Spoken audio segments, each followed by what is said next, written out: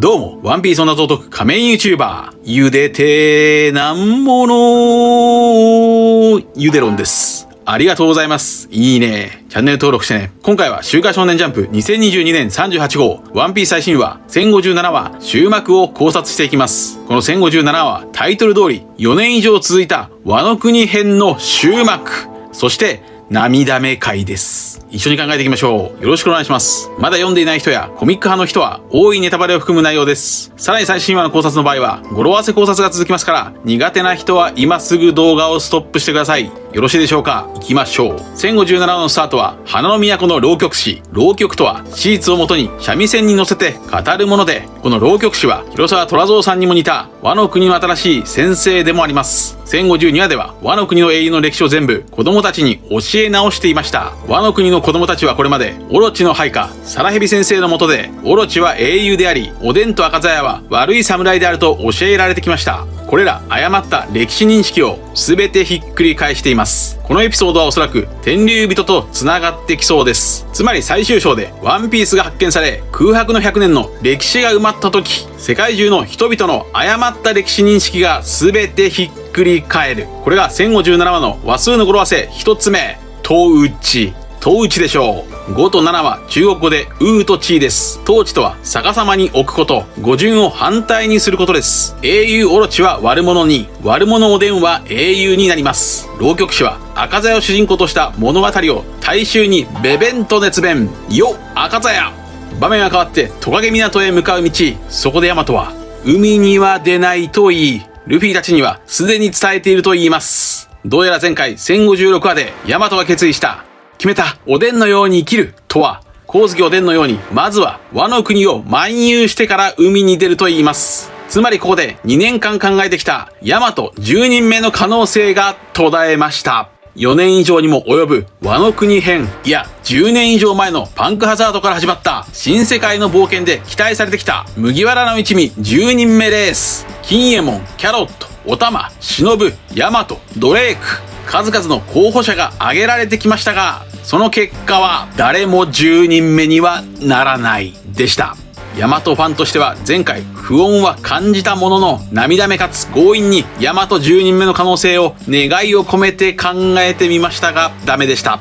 残念です。ヤマトにはサニー号に乗って旅をしてほしかったです。おでんと同じくまずは国内旅行をするというヤマト。確かにおでんは962話で和の国を漫遊してまいるといい、国内から旅を始めています。それではなぜヤマトは海へ出なかったのでしょうか。これはおそらく多くの方が考えている通り、本当は8歳の将軍桃之助と和の国を守るためでしょう。桃之助は確かに緑牛戦においてヤマトにもルフィにも頼らないと男気を見せていましたが、現実は赤髪シャンクスによって緑牛は去っていきましたから、ルフィやヤマトにある意味で結果を見せることはできませんでした。つまり和の国はいつ政府に支配されてもおかしくない。だからヤマトは残留を決意したと。しかしそれを言葉に出したら桃之助の男気が台無しです。だからヤマトは海に出ない理由を国内を旅するためだと言った。それがヤマトの優しさということでしょうか。ヤマトの悪魔の実、大口の真神は和の国の守り神と呼ばれており、ゾーン系の悪魔の実には意志が宿っていますから、守り神として真神は和の国を守ることを優先したということでしょうか。しかしこれは少し違うのかもしれません。これはいつものように1057話は57話と繋がっているでしょう。57話は夢あるがゆえ、オールブルーを夢見ることもサンジを助けるために、同じくオールブルーを夢見るゼフはサンジを助けました。そこで2人は空腹に苦しみますが、ゼフはサンジに全ての食料を渡し、自分は自分の足を切って食べて空腹をしのぎました。つまり自らの夢を諦めて自分と同じ夢を見る子供を助けています。一方ヤマトも子供の頃空腹で苦しみ、侍たちに助けられています。つまりヤマトは海へ出たいという自分の夢よりも、ヤマトは侍たちの夢、和の国の夢、8歳の光月桃之助を守ることを選んだと。それは悪魔の実の意志ではなく、自分を助けてくれた侍たちとの約束のため。そのように読み解けるかもしれません。そしてさらに和の国編終幕のヤマトは魚人島先取り説にも対応するでしょう。魚人島の終幕でも相思相愛の9人目の仲間ジンベエが用事があると乗船を断っていました。つまり、ヤマトもジンベエのように合流して、いつの日か10人目の仲間になる。いや、そんなにシンプルではないようです。ヤマトは鬼姫と呼ばれていました。鬼姫の語呂合わせは0を前につけて、鬼姫0216。つまり216は、それは愛する国を選んだビビと繋がっています。つまりヤマトは初めからビビと同じ残留が決まっていた。ショックです。でも、ヤマトが幸せなら OK です。そんなヤマトと金右衛門を乗せて、桃之助はパンクハザードからワノ国までの旅路を思い出し、別れの挨拶を怠ったルフィに対して怒っています。これが1057話の話数の語呂合わせ2つ目。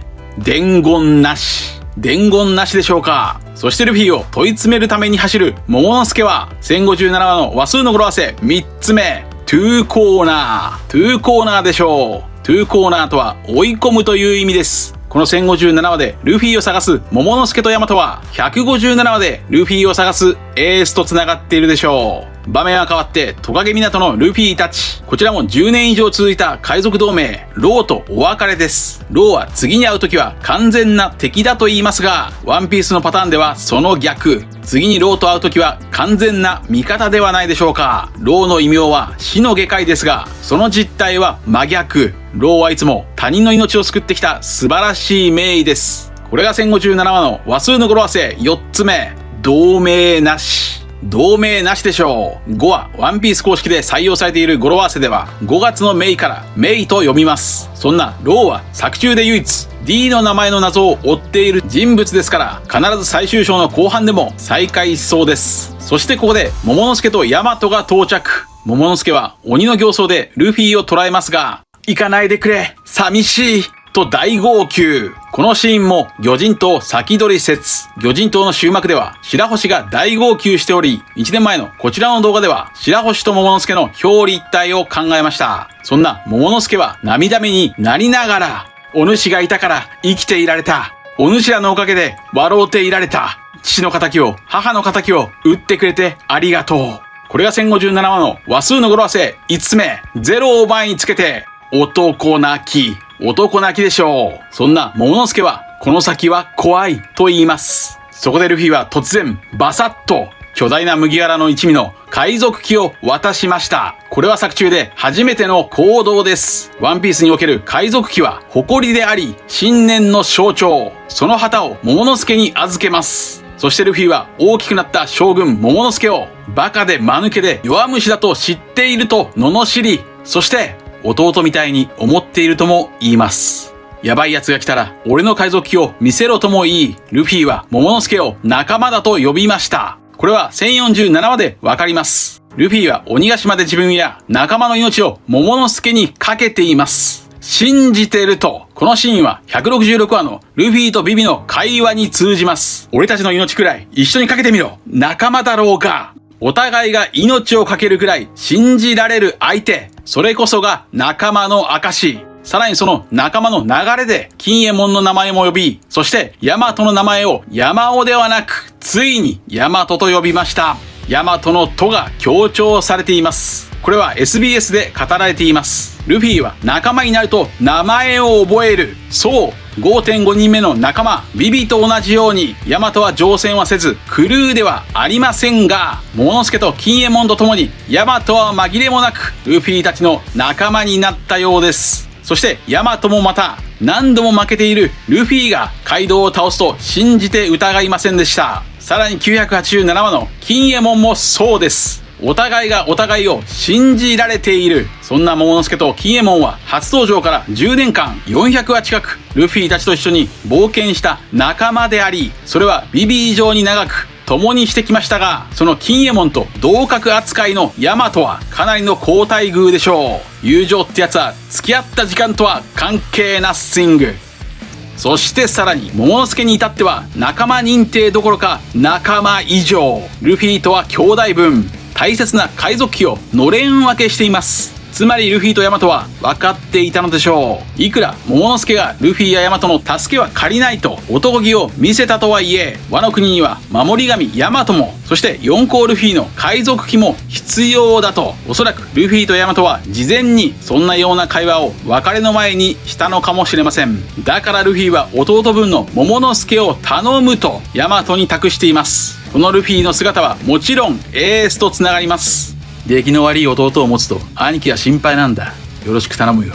このシーンは小田先生がワノ国のラストで描きたかったシーンの一つでしょう。なぜならワンピースマガジンボリューム13で小田先生は1000話のエースとヤマトのビブルカードのシーンを描きたかったと答えているからです。もちろんこれら1057話の仲間認定シーンは前回考えた157話につながります。仲間の印だ。そしてこの×印は216話で海賊機と重なっています。×印イコール海賊機。ルフィは海賊をやりたくなったらいつでも迎えに来るといい、ヤマトはやったとガッツポーズ。しかし弱虫は乗せないともいい、モモの助を鼓舞します。これも魚人島先取り説。白星も同じく泣き虫弱星と言われていました。そしてサニー号は出航。これも216話のビビとの別れのシーンと同じです。これが1057話の話数の語呂合わせ6つ目。手打ちでしょう。手打ちとは和解や契約が成立した時、あるいは祝いのシーンで手を鳴らすことです。そして一行はワノ国から正規ルートで出ようとしますが、キッドに煽られてルフィとローはいつものように張り合って滝から真っ逆さまに落っこちました。これが1057話の話数の語呂合わせ7つ目。人落っこちるでしょう。そんなバカな三船長はクルーたちから見れば大迷惑です。これが1057話の話数の語呂合わせ8つ目。人のご難でしょう。ご難とは迷惑という意味です。こちらは前回語呂合わせのみ合致できました。そんなモモの助が連れてきたルフィは浪曲師によってやっと明王と呼ばれ、一応の伏線は回収です。さらに浪曲師はカイドウを竜王と例えました。これは1年前竜王 VS 竜王だと考えて合致できました。そして浪曲は続き、日和とオロチのシーンへ。どうやらオロチは死に際に黒ずみ家の怨念は末代までこの国を呪い続けるぞと言い残していたようですが、日和はひるまずに光月家の家紋の扇をオロチに向けて燃えてなんぼの黒ずみに候と光月の扇で20年分の苦しみを一陣の風が吹き飛ばす。異種返し。つまり光月家20年分の仇討ちが完成しました。これはおそらく1050話の謎のシーンがこの1057話のシーンなのでしょう。そして燃えてなんぼの黒ずみに候とは、黒ずみとは黒い墨。つまりあなたが黒い墨なら燃えなければ価値がないのでございますといったような皮肉をおでんの決め台詞煮えてなんぼのおでんに候に掛け合わせてひっくり返したシャレの効いた仇討ちのオチでしょう。これも1057話の語呂合わせ統治でしょう。ただしこの浪曲を聞いた大衆は黒ずみ家イコール悪であると認識してしまい、先の未来で負の連鎖が起きそうですが、基本的に黒ずみ家はもう存在していません。965話で黒ずみ家はお家断絶したと語られています。お家断絶とは後継ぎがいないという意味です。つまりオロチと勘十郎が最後の黒ずみ家でした。しかし1051話で描かれたお玉の両親の墓の名前は黒ずみと読めます。もしもお玉が黒ずみだったなら、黒ずみ家の血筋でもカイドウの血筋ヤマトでもワノ国の人々は全てを受け入れて許すべきでしょう。このように少し不安が残るワノ国編の終幕ですが、桃之助ならやってくれそうです。最後の集合写真では桃之助と赤鞘、そしてお玉とヤマトを入れてその絆が描かれているからです。桃之助は後に名将軍と呼ばれるルフィの弟分。桃之助ならワノ国に受け継がれている差別や偏見の世界をきっと変えられる。これが1057話の話数の語呂合わせ9つ目。統治でしょう。光月家のお家最高の物語。そして浪曲師は最後にちょっと一息つきましてと語っています。つまりこれはもちろんワノ国の仲間たちが必ず再登場するという幕引きでしょう。ワノ国には古代兵器戦艦プルトンが眠っています。このことから戦艦プルトンは桃之助とヤマトと共に大きな麦わらの一味の旗を掲げて最終決戦に現れることが予想されます。ちなみにヤマトの身長は263センチメートルですが、大日本帝国の世界最大級の戦艦ヤマトの全長は263メートル。ヤマトと戦艦ヤマトは初めから関連付けられているようです。もしかすると扉絵連載でヤマト万有記が描かれ、そこでは月へ行って壁画を見たゴッドエネルのようにヤマトは水中都市で古代兵器プルトンの謎に迫るかもしれません。なぜならゴッドエネルは我は雷、そして大口の真神である狼のヤマトは我は狼なり、そして狼なり。ヤマトが登場したのは983は雷鳴。エネルとヤマトは繋がっている。そしていつの日かヤマトはエネルが乗っていた箱舟マクシムのような空飛ぶ戦艦古代兵器プルトンと共に最終決戦に現れる。そんなヤマトのデザインはこちらの動画でカプコンの人気ゲーム狼に似ていると考えましたが、狼、ヤマト、月、箱舟、水中都市、ワノ国、これらの要素と人気ゲーム狼に登場する箱舟ヤマトは合致しています。この狼は2006年プレステ2で発売され、当時僕も遊んで大人でしたがエンディングで泣きました。その狼に登場する箱舟ヤマトとは、遥か昔月の技術によって造船された妖怪を運ぶための貨物船でしたが、牛若の手によって月から地上へと持ち込まれました。しかしその後箱舟ヤマトはラオチコへ墜落して、その湖は永久凍土に閉ざされてしまうという設定の船でした。この設定はまるでエネルが見ていた月の壁画のようであり、ここまで考えてきた水中都市旧ワノ国に眠る空飛ぶ戦艦古代兵器プルトンのイメージに合致しています。こちらの動画ではプルトンはヤタガラスのような鳥型の岩船、雨の岩船みたいなものだと考えました。以上です。続いてはいつものように次号1058話の展開を話数の語呂合わせと話数の一つなぎを使って考えていきましょう。1058話の話数の語呂合わせ予想一つ目は十五夜。十五夜というのはどうでしょうか。十五夜とは日本において秋の名月、満月を楽しむ風習です。このことからワノ国編は終幕したものの、自称光月おでんことヤマトとルフィが交わした会話が1058話で語られるかもしれません。1058話の話数の語呂合わせ予想二つ目は人のご飯。人のご飯というのはどうでしょうか。次の1058話は例によって58話と158話につながるでしょう。58話の語呂合わせはご飯であり、ご飯が食えないゼフが自分の足を食べていましたし、158話ではルフィがアラバスタで食い逃げをしています。これら2つのご飯のイメージから1058話でもご飯のエピソードはありそうです。それは先ほど話した夢を託した空腹のゼフと空腹のヤマトを救った侍たちの話、そしてここで今回は描かれなかったヤマトとルフィの真の別れ、1000話のルフィとヤマトのつながりからヤマトがルフィにビブルカードを渡すシーンが描かれるかもしれません。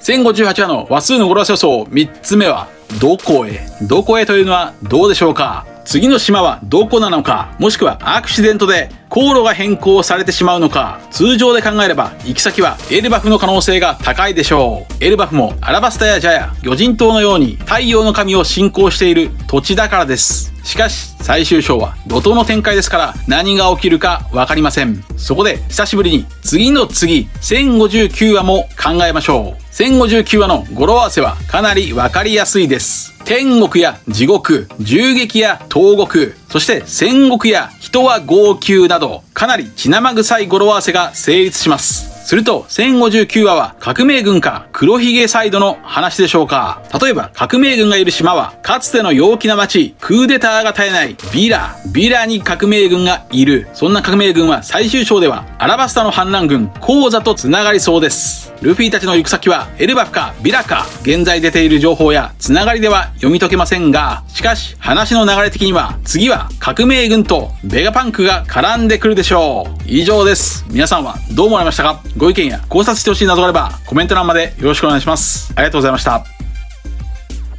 ヤマトチャンネル登録やコメントよろしくお願いします。